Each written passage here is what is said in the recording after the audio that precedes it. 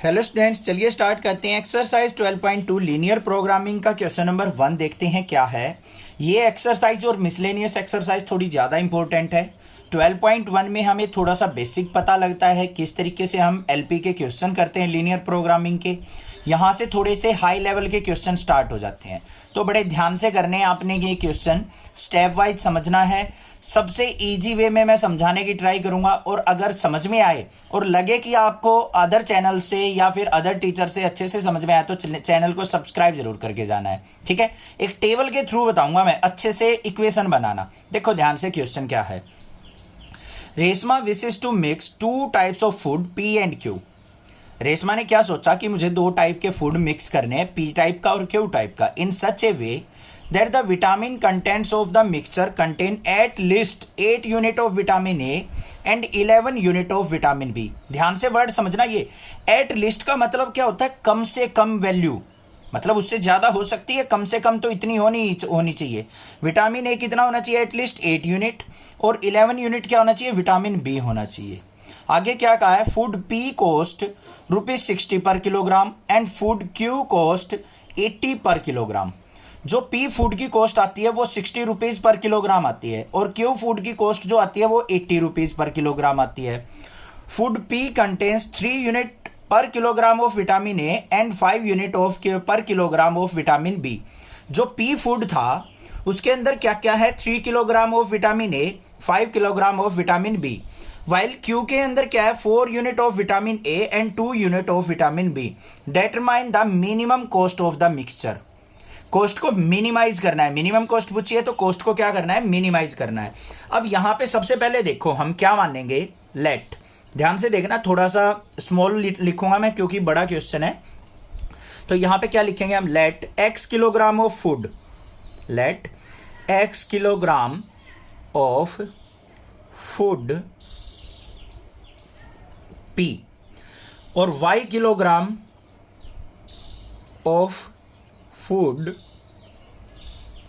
Q are mixed. ये जो हैं मिक्स किए गए हैं। अब इसकी टेबल बनाएंगे, देखो ध्यान से। सबसे पहले देखो हमारे पास फूड है, कौन कौन से फूड बनाने हैं बच्चों, हमें P और Q फूड बनाने हैं, ये लिख लिया हमने। उसके बाद क्वांटिटी देखेंगे, quantity x kilogram of P और y किलोग्राम ऑफ Q, तो ये x हो गया, ये y हो गया। उसके बाद विटामिन ए पे आ जाओ, विटामिन ए। विटामिन ए में क्या दे रखा है, यहां पे ध्यान से देखेंगे हम, कहां पे है हमारा, यहां पे 3 किलोग्राम ए का और 5 किलोग्राम विटामिन बी का, तो यहां पे क्या आएगा, एक्स की 3 किलोग्राम। और इस वाले में विटामिन ए कितना है, 4 किलोग्राम, लिख लिया भाई। फिर विटामिन बी पे आ जाओ, विटामिन बी इसमें कितना ऐड हुआ था, 5 किलोग्राम, इसमें कितना ऐड हुआ है, 2 किलोग्राम। और कॉस्ट जो आई है हमारी वो कितनी आई है, फूड पी की कॉस्ट कितनी गई है, उसने एट लीस्ट नहीं यहां पे थी, पी की कॉस्ट आई है 60 पर किलोग्राम और क्यू की कॉस्ट आई है 80 पर किलोग्राम, तो ये आ जाएगी 60 और ये आ जाएगी हमारी 80 पर किलोग्राम और पर किलोग्राम। ऐसे तो टेबल बना लोगे, कोई दिक्कत नहीं होनी चाहिए, ठीक है। अब यहां पे देखो हमें क्या कहा था, at least 8 unit of vitamin ए चाहिए और 11 यूनिट ऑफ विटामिन बी चाहिए, उसने एट लीस्ट कहा है यहाँ पे। तो यहां पे लिख लेंगे list quantity, list quantity. A vitamin की क्या कही है उसने, 8 यूनिट, और बी विटामिन की क्या कही है उसने, 11 यूनिट। बन गई टेबल हमारी। अब इससे इक्वेशन देख लो किस तरीके से बनानी है हमारी। यहां पे देखो सबसे पहले quantity of vitamin A in x kilogram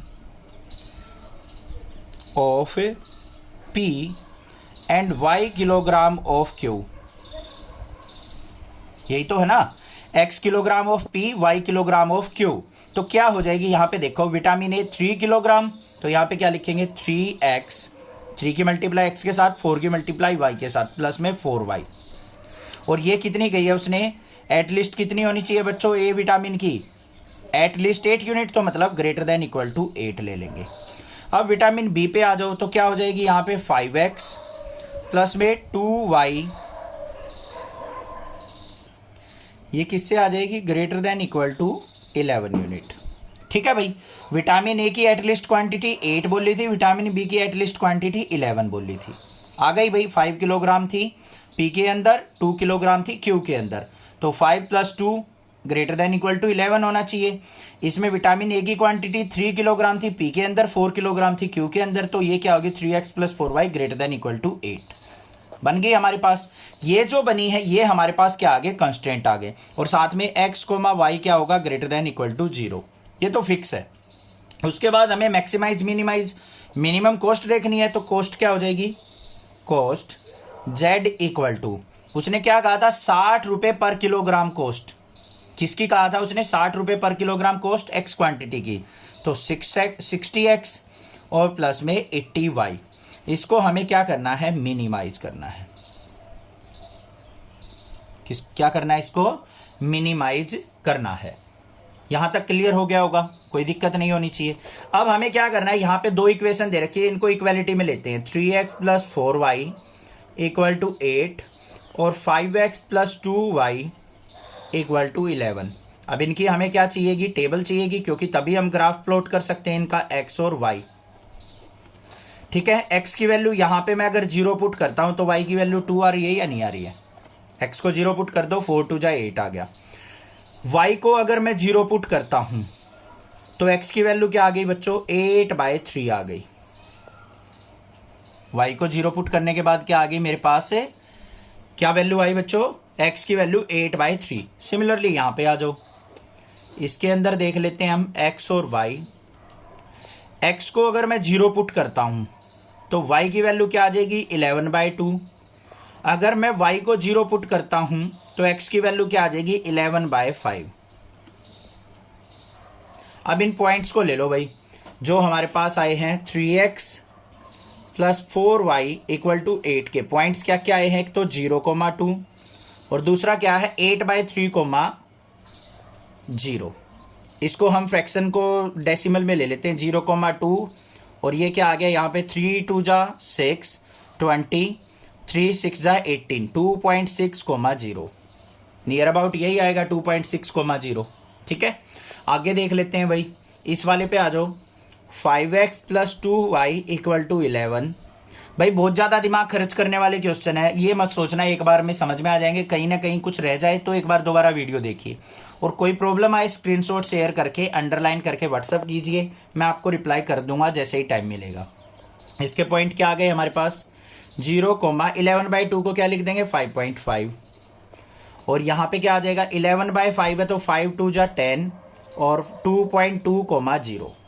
ये पॉइंट आ गए, इनका ग्राफ बना लेते हैं। अब ये हो गई मार्किंग, यहाँ पे ये x एक्सिस हो गई हमारी, ये y एक्सिस हो गई। ठीक है, पहली वाली लाइन पे आ जाओ बच्चों, पॉइंट क्या है 0,2, x0 y2, ये वाला पॉइंट हो गया हमारा। दूसरा 2.6, 2.6 कहाँ होगा, ये मिड हो गया, इससे थोड़ा सा इधर हो जाएगा, ये पॉइंट हो गया हमारा। इन दोनों पॉइंट्स को आपस में क्या कर लेंगे, हम ज्वाइन कर लेंगे। बिल्कुल एग्जैक्टली 2.6 लेने की जरूरत नहीं है, बस आपको क्या देखना है 2 और 3 के बीच में लाई करेगा, बीच में पॉइंट ले लिया हमने। ये कौन सी लाइन आ गई हमारे पास, 3x + 4y इक्वल टू 8 वाली। अगली पे आ जाओ भाई, अगली में क्या है 0,5.5, 5.5 कह रखा है, तो भाई हमें ऊपर मार्किंग लेनी पड़ेगी थोड़ी सी और। तो ये आ गई हमारे पास, ये आ गई इसकी 5 की, और इससे थोड़ा सा ऊपर और हो जाएगी, ये पॉइंट हो जाएगा, ले लेंगे इसको 0,5.5। तो ये आ गया मेरे पास कोई पॉइंट 0,5.5। उसके बाद 2.2, 2.2 कहाँ पे आ जाएगा, थोड़ा सा इधर आ जाएगा, तो इसको यहाँ से ज्वाइन कर लेंगे, ये ज्वाइन कर लिया भाई। ये कौन सी लाइन आ गई हमारे पास, 5x + 2y इक्वल टू 11 की। बात हो गई क्लियर। अब देखो ध्यान से, यहाँ पे क्या कह रखा था, 3x + 4y greater than equal to 8, मतलब ऊपर की तरफ, इसके ऊपर की तरफ ग्राफ चलेगा, ये रहा, ये ऐसे ग्राफ चलेगा हमारा। अगली वाली जो कंडीशन थी इसमें भी ग्रेटर देन है, तो इसमें ग्राफ इस तरीके से चलेगा, ये चल गया। बात आ गई समझ में, इतनी क्लियर है। और तो कोई कंस्ट्रेंट नहीं दे रखा। इन दोनों लाइंस का कॉमन रीजन कौन सा हो जाएगा बच्चों, देखो ये वाला, यहां से नीचे नहीं जाएंगे, फिर क्योंकि ये लाइन आ गई, इससे ऊपर रह जाएगा हमारा। तो यहां पे ये रीजन, ये हमारा क्या आ गया, कॉमन रीजन आ गया। बात इतनी आ गई समझ में। तो यहां पे अब क्या लिखेंगे, एज फीजिबल रीजन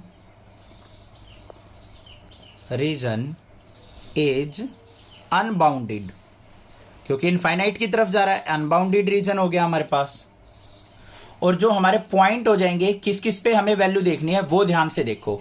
हमारे पास जो पॉइंट हो गए, पॉइंट जो आ गए वो आ गए कौन कौन से, एक तो ये आ गया 0,5.5, इसको ए मान लेते हैं। बी पॉइंट कौन सा होगा, ये पॉइंट ऑफ इंटरसेक्शन होगा, ये हमें फाइंड आउट करना पड़ेगा, अभी कर लेंगे। ये वाला पॉइंट कौन सा था हमारा, ये हमारा था 8/3,0, यही तो था 8/3,0, 2.60, तो इसको 8/3,0 लिख लो।